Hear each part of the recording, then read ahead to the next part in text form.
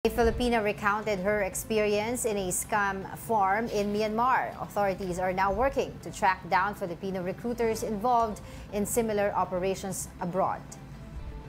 Hindi ko alam kung makaka-uwi pa ba ako.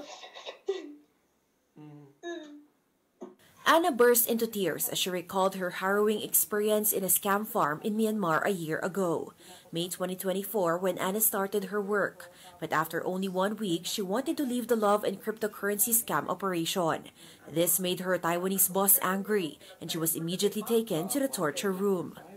Pinagtatry po na akong waluin, yung pliers ko, yung sa kamay ko, tapos lahat na po sa mga kamay ko, lahat sa ulo ko. Tapos sa mga tenga ko, lahat pinaghahampas na ako. May mga dito mga batuta po. When her employer discovered that Anna had sought help from authorities, it was not only physical pain she experienced. Sabi nila sa akin na papagahasa daw nila ako, i-video nila kasi ganun-ganun daw. Tapos, luckily po hindi po natuloy kasi nga din po nung pag-alis nila ng mga damit ko dinudugo po ako kaya. Since the rape attempt failed, Anna was stripped and forced to hold a placard claiming she was the operator of a pogo in Porac, Pampanga. Within a week, the only thing Anna could rely on to survive was water from the toilet. Natatakot po ko baka may drugs po yung pagkain ko, yung iniinom ko, kaya ininda ko po yung araw na hindi ako makakain. Hindi ko kung makakapag-CR lang ako doon, ako makakainom ng tubig. Kasi alam ko safe. After 3 weeks of suffering, Anna was located by the Philippine Police Attaché in Thailand. Upon returning to the country, she was rushed to the hospital, her hands swollen and covered in bruises. She was also diagnosed with double pneumonia.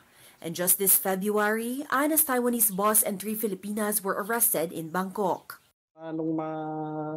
Checkpoint sila dito sa highway sa Thailand is mayroon pang nakitang granada. So yun, nang isa sa medyo nagpabigat sa case.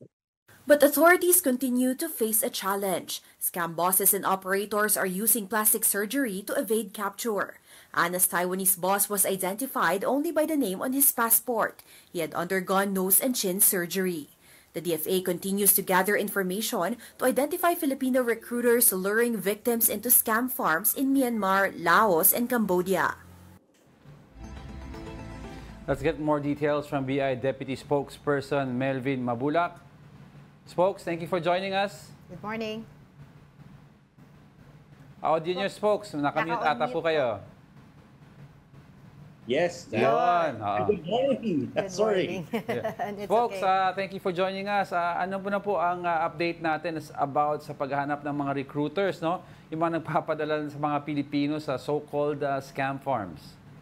Opo, mayroon po tayong coordination sa Interagency Council kasi nakikita din po natin doon sa pag-aaral, investigasyon na karamihan po sa kanila talaga ay umalis sa iba't ibang pamamaraan. Yung iba umalis sa ating paliparan, pero yung iba po dito ay umalis doon sa Zamboanga, doon sa backdoor natin. Around 54 po yung umalis doon. At kung makikita natin, just recently, nahuli po ng ating mga law enforcement agencies, ng NBI, ng PNP, ang isang babae na isa sa tinuturo na siya ay nagpa-facilitate ng backdoor. At tuloy-tuloy po tayo sa pakikipag-ugnayan as well kasi nakakabahala din itong mga nabiktimang ito ay klina-classify natin, nakakaiba yung kanilang modus sa pag-alis considering na nag-iba na yung trend ng mga Filipino na nabibiktima ng scam dito sa Myanmar. Tuloy-tuloy po ang ginagawa ng ating opisina para sa investigasyong ito. Spokes, doon po sa kasama doon sa mga nahuli, yung sinabi niyo yung isang Pilipina na nagfa-facilitate ng backdoor exit. Meron pa daw pong isang nahuli doon na siya naman yung tawag dito, nung una na rescue siya, yung pala eventually nalaman na isa rin siya sa mga illegal recruiters. Nasaan na po siya ngayon? Tapos meron pa rin po ba tayo dun sa mga possible na maiimbestigahan na baka mamaya nagpapanggap lang din silang biktima, yung pala isa rin sila sa mga recruiters? Opo, tama po kayo. If you can recall yung second day ng repatriation ng mas marami-rami, isa doon ang nagpanggap na biktima. Pero siya ay sinumbong doon ng mga naripat din na siya talaga yung nag-facilitate, nag-recruit para sila ay magpunta sa Myanmar, prinamis sila ng magandang trabaho, eventually they end up on a scam farm na kung saan sila ay subjected talaga sa human exploitation, sa human trafficking. At tuloy-tuloy tinitingnan po natin. Alam po natin itong klaseng recruitment, ito basta-basta, may pera talaga ito, sindikato ito. Dahil papunta sa abroad to, no? May perang, malaking perang involved dito, kaya nakikita natin, we should not end up on the one na nakita natin na kasama doon sa nag-recruit na na-repatriate. Tuloy-tuloy po ito. Given, Spokes, na, sindikato nga ito and most likely, meron din silang physical location dito, yung grupo na yan. Do we have an idea or are we at least monitoring them? Gaano kalaki itong grupo? Matagal na ba sila nag-ooperate? Sino-sino sila? Opo, ang nakita po natin talaga yung kanilang recruitment through social media. At alam naman po natin sa social media, ang dali nilang gumawa ng bago. Yes. Mahirap matrack, kaya nandoon talaga dito nandito yung ating NBI, yung cybercrime, yung PNP para matrack po natin, but at the same time din po, even sa recruitment sa labas ng bansa, around 7% na naripat natin dito ay mga OFW. Ibig sabihin po niyan, na-recruit sila doon sa bansa na kung saan sila nagtatrabaho at napunta rito. Malawak po ito.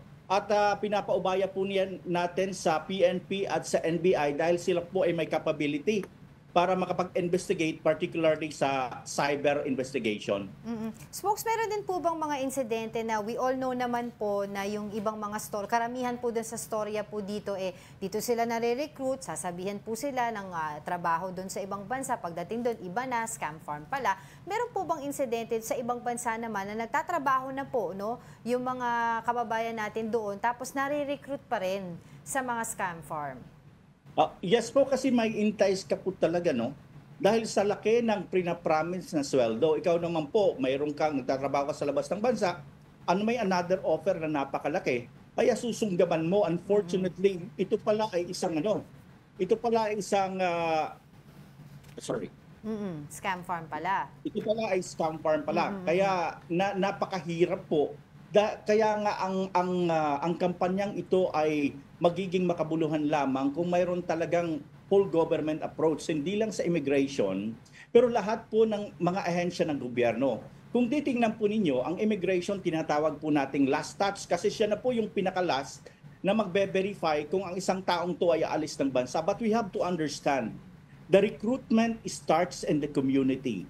They secure other documents na iprepresenta. Dapat ang ating campaign ay hindi lang magsisimula doon sa immigration. We have to go to the root of the problem na doon sa community ang recruitment, nakakapag-secure sila ng mga iba't ibang dokumento na iprepresenta at nakikita natin ito ang gustong puntahan ng ating Interagency Council.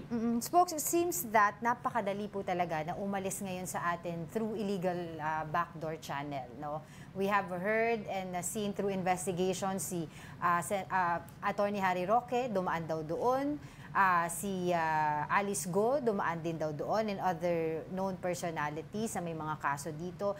Ano po ginagawa ng Bureau of Immigration regarding that? Kasi palala po ng palala yung mga kaso natin na doon po talaga nagsisimula pag alis nila sa illegal backdoor exit natin. Opo, nagpahayag din po yung ating butihing commissioner na talaga magkaroon ng bantas na magpe-penalize talaga yung gumagamit ng backdoor. But at the same time din po, sa lawak po ng ating border, particularly doon sa backdoor, no, sa Mindanao, very near po yan sa Sabah. Yeah. Ang coordination po yan with Philippine Coast Guard, with Philippine Navy, with our forces of the Philippines. Mayroon po tayong, pag may nahuhuli po sila po ay nakikipag-coordinate kaagad sa Bureau of Immigration at bine-verify po natin. At marami po tayong cases na ganyan na nakakabahala at na isang malaking challenge po ito kasi itong backdoor, this is a traditional route. Even before nagkaroon tayo ng mga borders na ito, right. Ito na dinadaanan. Yes po. No, go ahead, Spokes. Go ahead.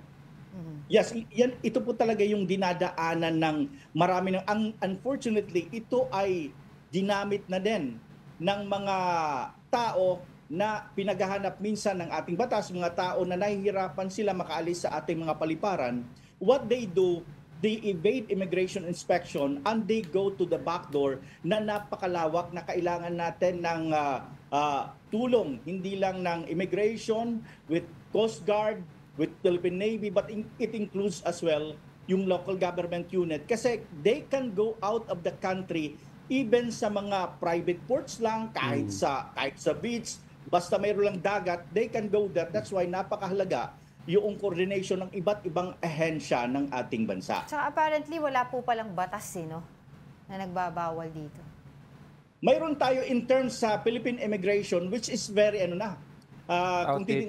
1941 yung batas natin, ang batas ng immigration na sinusunod 1941 at ang nakapirma pa dito ay ang dayuhang presidente ng Amerika. Kaya Hindi nga dito. Kaya we've been asking the Congress to help us out para ma-modernize natin at makatugon tayo sa panibagong challenges in terms sa border control. That's right. Because border control, ang border integrity hindi lang to sa personnel, but it is as well ano yung system natin, ano yung recent legislation natin. Dapat yung approach ay hindi lang sa isang anggulo lang. Opo. Yeah. Spokes, I'd like to ask all of this kasi lahat ng usapin na to begins from recruitment. Effectivity ng recruitment ng sindikato. Ang question ko dito is, sa mga nakakausap niyong mga biktima na nare-repatriate nga, marami ba sa kanila from the start, alam ba nila na illegal tong gagawin nila? Or mga iba nagugulat na lang na illegal pala?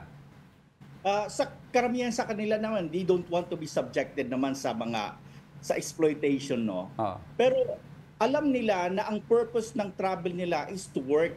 At alam din nila if they're going to work abroad, they have to undergo process with the Department of Migrant Workers, yung POA natin.